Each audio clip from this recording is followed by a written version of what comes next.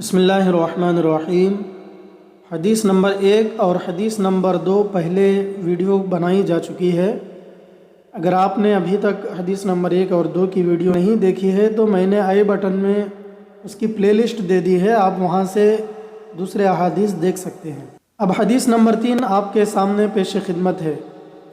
یحییٰ بن بکیر، لیث، عقیل ابن شہاب، عروہ بن زبیر، ام المؤمنین حضرت عائشہ رضی اللہ عنہا سے روایت کرتے ہیں کہ حضرت عائشہ رضی اللہ عنہا نے فرمایا کہ سب سے پہلی وحی جو رسول اللہ صلی اللہ علیہ وسلم پر اترنی شروع ہوئی وہ اچھے خواب تھے جو بحالت نیند آپ صلی اللہ علیہ وسلم دیکھتے تھے۔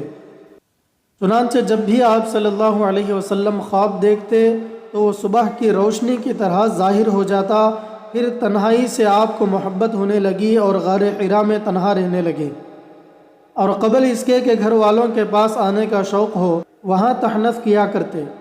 تحنث سے مراد ہے کئی راتیں عبادت کرنی، اور اس کے لیے توشہ لیتے، پھر حضرت خدیجہ رضی اللہ عنہا کے پاس واپس آتے اور اسی طرح توشہ لیتے یہاں تک کہ جب غار حرا میں تھے حق آیا، چنانچہ ان کے پاس فرشتہ آیا اور کہا پڑھ۔ آپ صلی اللہ علیہ وسلم نے فرمایا کہ میں نے کہا میں پڑھا ہوا نہیں ہوں۔ آپ صلی اللہ علیہ وسلم بیان کرتے ہیں کہ مجھے فرشتے نے پکڑا اور زور سے دبایا یہاں تک کہ مجھے تکلیف محسوس ہوئی، پھر مجھ کو چھوڑ دیا اور کہا پڑھ۔ میں نے کہا میں پڑھا ہوا نہیں ہوں۔ پھر دوسری بار مجھے پکڑا اور زور سے دبایا یہاں تک کہ میری طاقت جواب دینے لگی، پھر مجھے چھوڑا اور کہا پڑھ۔ میں نے کہا میں پڑھا ہوا نہیں ہوں۔ آپ صلی اللہ علیہ وسلم فرماتے ہیں کہ پھر تیسری بار پکڑ کر مجھے زور سے دبایا، پھر چھوڑ دیا اور کہا پڑھ، اپنے رب کے نام سے جس نے انسان کو بستہ خون سے پیدا کیا، پڑھ تیرا رب سب سے بزرگ ہے۔ رسول اللہ صلی اللہ علیہ وسلم نے اس کو دہرایا اس حال میں کہ آپ کا دل کانپ رہا تھا۔ چنانچہ حضرت خدیجہ رضی اللہ تعالی عنہا بنت خویلد کے پاس آئے اور فرمایا کہ مجھے کمبل اڑا دو، مجھے کمبل اڑا دو۔ تو لوگوں نے کمبل اڑا دیا یہاں تک کہ آپ کا ڈر جاتا رہا۔ حضرت خدیجہ رضی اللہ عنہا سے سارا واقعہ بیان کر کے فرمایا مجھے اپنی جان کا ڈر ہے۔ حضرت خدیجہ رضی اللہ عنہا نے کہا کہ ہرگز نہیں، خدا کی قسم اللہ آپ کو کبھی بھی رسوا نہیں کرے گا۔ آپ تو صلہ رحمی کرتے ہیں، ناتوانوں کا بوجھ اپنے اوپر لیتے ہیں، محتاجوں کے لیے کماتے ہیں، مہمان کے مہمان نوازی کرتے ہیں اور حق کی راہ میں مصیبتیں اٹھاتے ہیں۔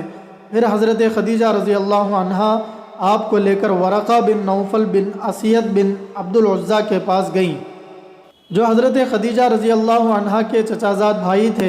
ایام جاہلیت میں نصرانی ہو گئے تھے اور عبرانی کتاب لکھا کرتے تھے، چنانچہ انجیل کو عبرانی زبان میں لکھا کرتے تھے، جس قدر اللہ چاہتا نابینا اور بوڑھے ہو گئے تھے۔ ان سے حضرت خدیجہ رضی اللہ عنہا نے کہا اے میرے چچازاد بھائی، اپنے بھتیجے کی بات سنو۔ آپ سے ورقہ نے کہا اے میرے بھتیجے، تم کیا دیکھتے ہو؟ تو جو کچھ رسول اللہ صلی اللہ علیہ وسلم نے دیکھا تھا بیان کر دیا۔ ورقہ نے آپ سے کہا کہ یہی وہ ناموس ہے جو اللہ تعالیٰ نے حضرت موسیٰ علیہ السلام پر نازل فرمایا تھا۔ کاش میں جوان ہوتا، کاش میں اس وقت تک زندہ رہتا جب تمہاری قوم تمہیں نکال دے گی۔ تو رسول اللہ صلی اللہ علیہ وسلم نے فرمایا کیا وہ مجھے نکال دیں گے؟ ورقہ نے جواب دیا ہاں، جو چیز تو لے کر آیا ہے اس طرح کی چیز جو بھی لے کر آیا اس سے دشمنی کی گئی۔ اگر میں تیرا زمانہ پاؤں تو میں تیری پوری مدد کروں گا۔ پھر زیادہ زمانہ نہیں گزرا کہ ورقہ کا انتقال ہو گیا اور وحی کا آنا کچھ دنوں کے لیے بند ہو گیا۔ ابن شہاب نے کہا کہ مجھ سے ابو سلمہ بن عبد الرحمن نے بیان کیا کہ جابر بن عبداللہ رضی اللہ عنہ انصاری وحی کے رکنے کی حدیث بیان کر رہے تھے، تو اس حدیث میں بیان کیا ہے کہ ہاں حضرت صلی اللہ علیہ وسلم بیان فرما رہے تھے کہ ایک بار میں جا رہا تھا تو آسمان سے ایک آواز سنی، نظر اٹھا کر دیکھا تو وہی فرشتہ تھا جو میرے پاس حرا میں آیا تھا۔ آسمان و زمین کے درمیان کرسی پر بیٹھا ہوا تھا۔ مجھ پر رعب طاری ہو گیا اور واپس لوٹ کر میں نے کہا کہ مجھے کمبل اڑا دو، مجھے کمبل اڑا دو۔ تو اللہ تعالیٰ نے یہ آیت نازل فرمائی اے کمبل اوڑھنے والے اٹھ اور لوگوں کو ڈرا اور اپنے رب کی بڑائی بیان کر اور اپنے کپڑے کو پاک رکھ اور ناپاکی کو چھوڑ دے۔ پھر وحی کا سلسلہ گرم ہو گیا اور لگاتار آنے لگی۔ عبداللہ بن یوسف اور ابو صالح نے اس کے مطابق حدیث بیان کی ہے، اور ہلال بن رواد نے زہری سے متابعت کی ہے۔ یونس اور معمر نے فوادہ کی جگہ بوادرہ بیان کیا ہے۔ فائدہ: قرآن پاک کا کون سا حصہ سب سے پہلے نازل ہوا؟ اس بارے میں 3 طرح کی روایات ذخیرہ حدیث میں ملتی ہیں۔ نمبر 1 سورہ اقرا کی ابتدائی آیات، نمبر 2 سورہ مزمل کی ابتدائی آیات، نمبر 3 سورہ فاتحہ۔